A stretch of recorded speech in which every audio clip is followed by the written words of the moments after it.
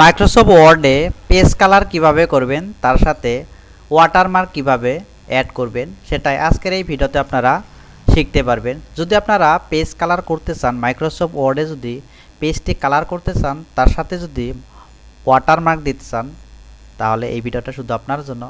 এখানে দেখতে পাচ্ছেন একটি আমি পেজ কালার দিয়ে দিছি, তারপরে এখানে দেখতে পাচ্ছেন একটি ওয়াটারমার্ক দিয়ে দিছি।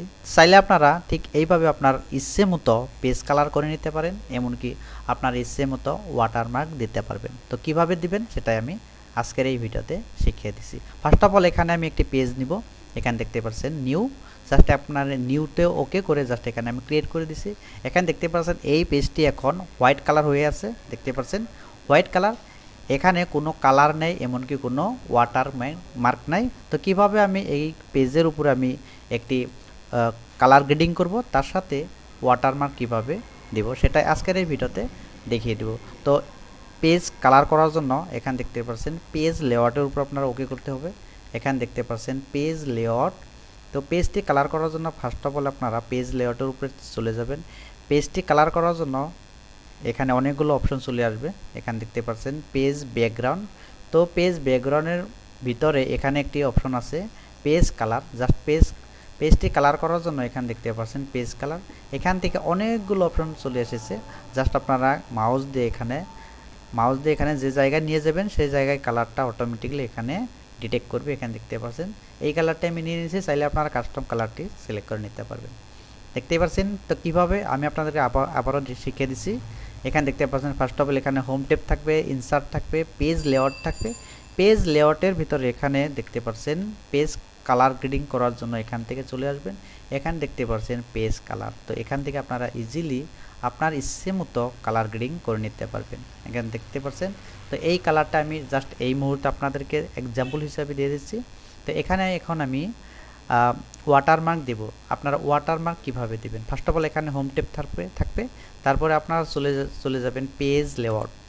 পেজ লেআউটে যাওয়ার পরে এখান থেকে যদি আপনারা ওয়াটারমার্ক দিতে চান, সেক্ষেত্রে আপনারা দেখতে পাচ্ছেন ওয়াটারমার্ক। এখানে আপনারা ওকে করবেন।